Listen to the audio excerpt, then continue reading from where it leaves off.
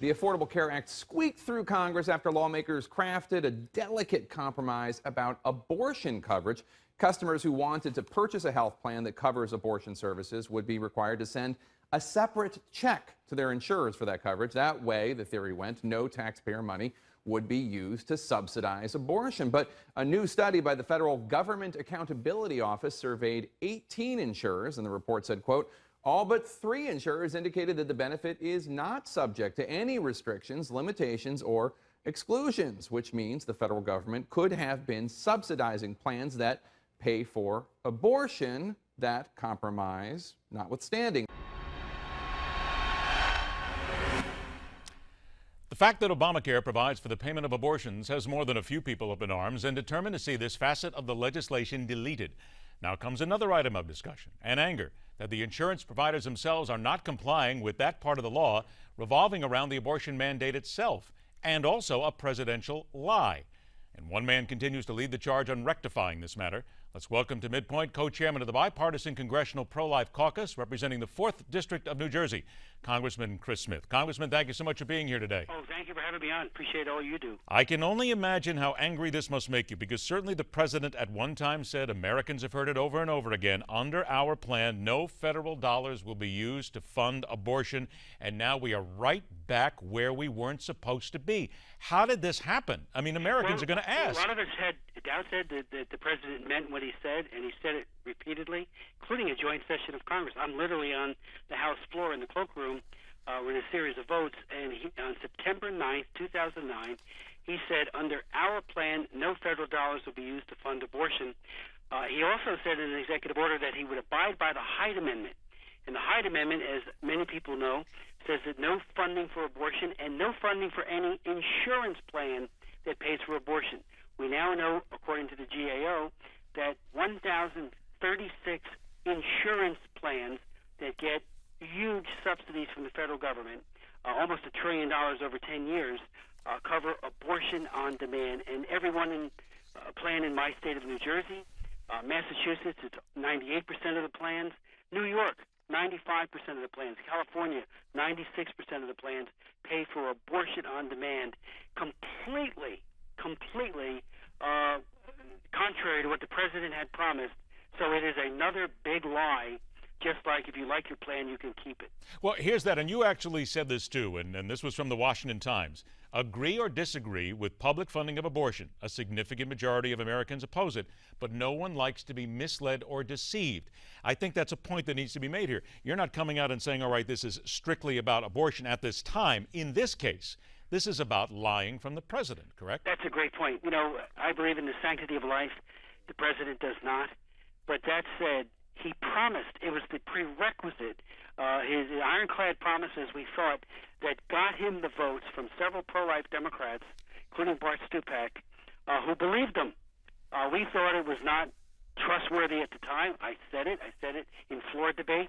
But that said, we hoped, maybe against hope, that in the implementation phase, something would be different. It is worse than we could have ever imagined, and it adds another big lie to the president's record and legacy. We have been here before when it comes down to the Affordable Health Care Act, where there have been lines, there have been notions, there have been thoughts, there have been promises that again have been proven to simply not be true. Are we simply just looking again, no matter how we try to figure this out, Congressman, that this is just a law that in so many ways wasn't ready for prime time? It simply had, we're back to this whole thing, you have to pass it in order to find out what's in it, which the American people just are tired of. It is the worst legislation I have ever seen.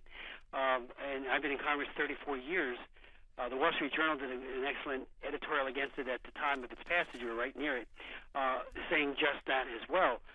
It is flawed in so many ways. It's the Unaffordable Care Act, not the Affordable Care Act, and it has high premiums, co-payments, deductibles.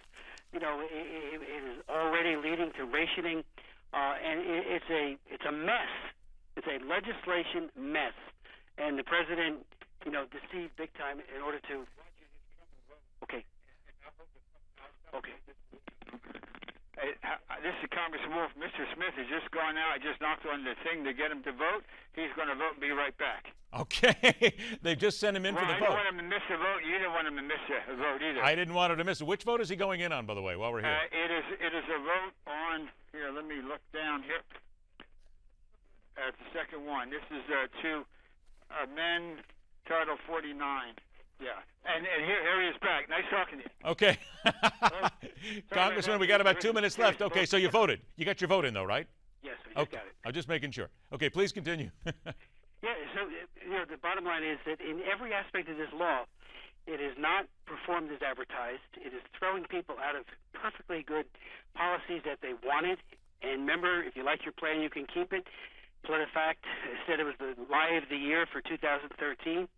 Well, this is the lie of the year of 2014, that there would be no abortion funding in the Obamacare plan. And, you know, it is, like I said, it has to be repealed. I'm talking about the whole bill.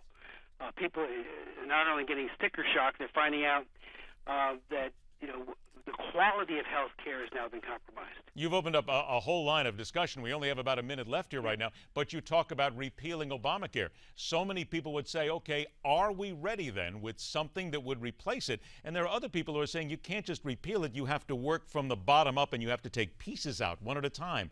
What would be your answer to those Well, critics? my answer would be we need to repeal it. The private sector, you know, most people had plans. In order to enfranchise, you know, the number of people who did not have access, there were other ways of doing it rather than demolishing the existing healthcare insurance industry plan that we had, you know, nationwide. I think it needs to be repealed. I think those who think a piecemeal approach will work, you know, there's just so much to this that it's like Pandora's box. Every time you open it up, you find it's even worse than you thought it was in another category. And, you know, people are finding with their pharmaceuticals, they're getting hit with huge increases in life-saving drugs. And that goes for my own family that were not anticipated. But, you know, it's all because of this egregiously flawed health care law that was written without hearings about the content. There were hearings in the House about the issue of health care reform, not about the legislative text. I've never seen that happen either in my life, where such a huge transformational, in the extreme, type of law has been passed without going through every provision. What does this mean? We are How do all you out of define that? We are all out of time, unfortunately, Congressman. I'm glad we got the vote on as well on amending Title 49. Thanks so much. We'll talk to you soon. Congressman Smith is joining us. We're right back.